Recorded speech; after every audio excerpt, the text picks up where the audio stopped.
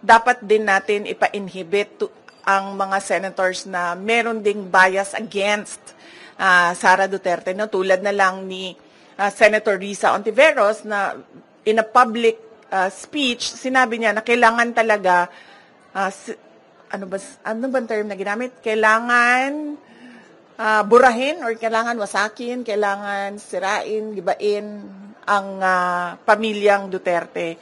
So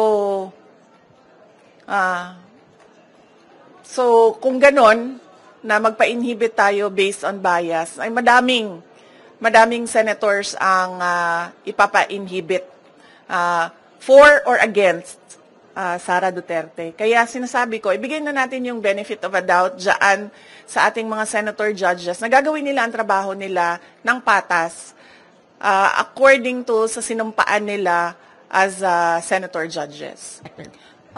Kahit nandyan o wala yung impeachment, wala na talagang investor confidence dito sa ating bayan. Kung nakikita nyo, bagsak ang foreign direct investment sa ating bayan, no?